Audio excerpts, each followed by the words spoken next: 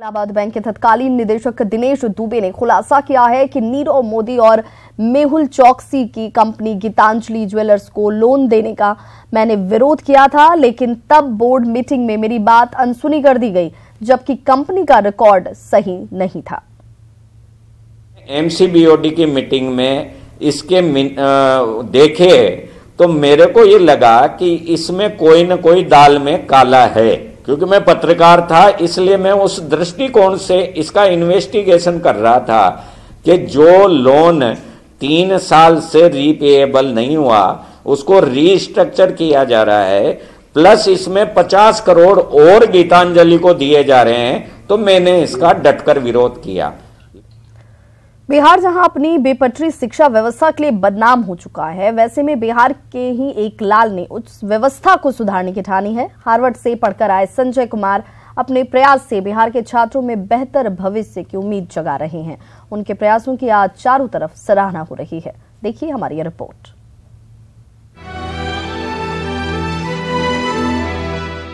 मेरे जुनू का नतीजा जरूर निकलेगा, इसी स्याह समंदर से नूर निकलेगा। कुछ इसी तरह शिक्षा का लक्ष्य जगाने का बीड़ा उठाया है किशनगंज के संजय कुमार ने। हार्वर्ड यूनिवर्सिटी से डिग्री ले चुके कुमार अपने दम पर बिहार की बेपटरी हुई शिक्षा व्यवस्था को पटरी पर लाने की कोशिश कर रहे हैं। अपने इस अभियान में वो ऐसे छात्रों का सहारा ले रहे हैं जो विश्वविद्यालय में मुफ्त शिक्षा दे सके।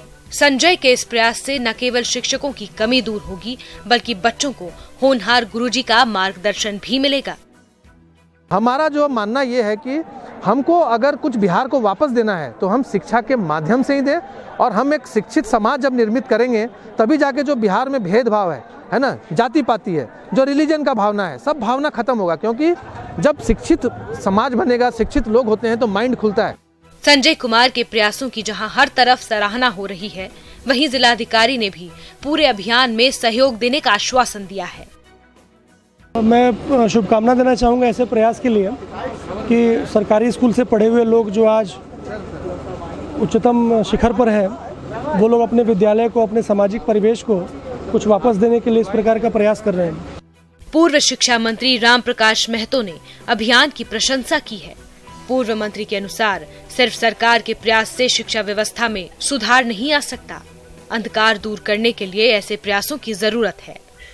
अब सामाजिक रूप से एड जस्टिस संजय सिंह जैसा अपना स्वयंसेवी संस्था समाज को जोड़ने का जो कंसेप्ट है, हमको लगता है समाज जब तक दिल दिमाग से अपनी प्रतिभा, क्षमता, मेधा के हिसाब से जब तक समाज नहीं जुटेगा, तब तक इस तरह के विद्यालय, उच्च विद्यालय, महाविद्यालय और विश्वविद्यालय में नहीं होगा। कई मायनों में सामाजिक आइकॉन बन चुके संजय उन युवाओं की सोच पर भी सवाल खड़े कर रहे हैं जो ऊंची डिग्री हासिल करने के बाद अपनी जिम्मेदारी भूल चुके हैं। ऐसे में शिक्षा की जो अलख उन्होंने जगाई है, वो कभी न कभी सूरज बनकर जरूर चमकेगी। ईटीवी के लिए कटिहार से सुब्रत की रिपोर्ट। आज हम आपको एक ऐसी जगह और एक ऐसे लोगों के बारे में बताने जा रहे हैं जिनका हमारी दुनिया से कोई सरोकार नहीं। उनकी अपनी अलग ही दुनिया है, अपनी भाषा है, पेड़ की जड़ें उनका भोजन है और सूरज की रोशनी उनके लिए बिजली। रहने के लिए अपने हाथों से बनाया खुद का आशियाना। जी हाँ, ये सच है। घाटशिला से देखिए हमारी ये खास रिपोर्ट।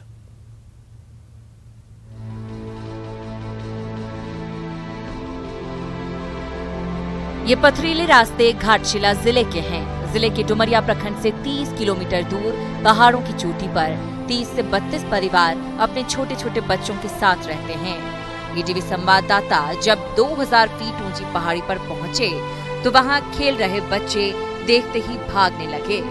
जंगल ब्लॉक कहे जाने वाले इलाके के बारे में गांव वालों से पता चला कि इस पहाड़ी से सटे दूसरे पहाड़ पर भी 3 टोले हैं, जिसमें चामरू कोड़ा, गीता कोचा और पांठू कोचा शामिल हैं। तीनों को मिलाकर करीब 80 से 90 परिवार रहते हैं। हमारी टीम चामरू कोचा पहुंची। जंगल में रहने वाले सभी परिवार पूरी तरह से जंगल पर ही निर्भर हैं। 4 किलोमीटर के दायरे में बसे ये लोग आज भी आदिम युग की तरह जीते हैं। आम लोगों से बिल्कुल अलग। इनकी भाषा भी अलग है, जो बांग्ला और ओडिया से मिलकर बनी है। गरीब से मैंने हमको तो जमीन की कुछ भी नहीं है, मैंने सरकार भी हमको देख नहीं पाया है, इसीलिए दिन में सूरज की रोशनी ही बिजली का काम करती है और खुद की बनाई झोपड़ी इनका आशियाना है। पहाड़ों पर जाने के लिए कोई रास्ता नहीं। महीनों से ये बच्चे नहाए नहीं। सिर पर बड़े बड़े बाल, शरीर पर लगी धूल बताने के लिए काफी है कि यहाँ विकास की रोशनी कितनी पहुँची। सप्ताह में एक बार पूरा परिवार पहाड़ के नीचे उतरकर रागा मिटाई हाट पहुँचते हैं ताकि जिंदा रहने के लिए जरूरत के न्यूनतम सामान खरीद सकें, और वो भी सूखी लकड़ियों को बेचकर। अब तक किसी ने इन परिवारों को पहाड़ से नीचे लाकर बसाने की पहल ईमानदारी से नहीं की। नतीजा आज भी आदिम मानव की जिंदगी ये लोग जी रहे हैं। बोला जाए तो आज का डेट में डॉक्टर का सुविधा नहीं है, खान पीन का सुविधा नहीं है, और इतना रास्ता तो हालांकि नहीं है, फिर भी वो लोग रहा है।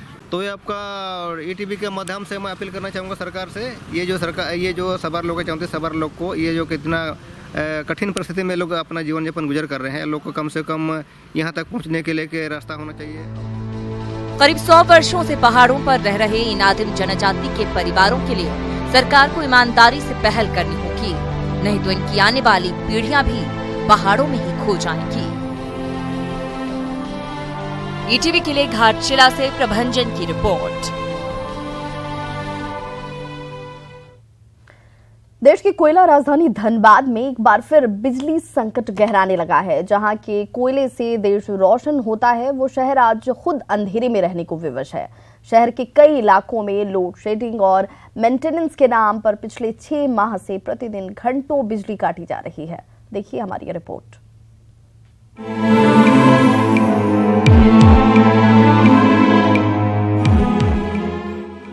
बिजली की आंख मिचौली कोयलांचल वासियों के लिए परेशानी का सबब बनी हुई है। यहाँ तक कि गहराते बिजली संकट के कारण धनबाद में बड़े उद्योगपति और ISS जैसी संस्था अब सीधे DVC से बिजली खरीद रहे हैं। वहीं सड़क चौड़ीकरण के नाम पर धनबाद में प्रतिदिन 6 से 7 घंटे तक बिजली काटी जा रही है।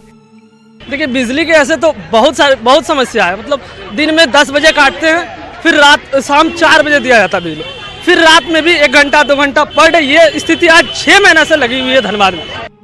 दिन में बिजली कटने से बच्चों की पढ़ाई बाधित हो रही है। स्कूलों में एग्जाम चल रहे हैं, जिसके कारण बच्चों को परेशानी का सामना करना पड़ रहा है। बहुत ज्यादा परेशानी होती है और दोपहर के टाइम तो बहुत ज्यादा कटती है, जिससे हम लोग को, अभी हम लोग स्टूडेंट है तो उसे पढ़ने में बहुत ज्यादा दिक्कत होता है।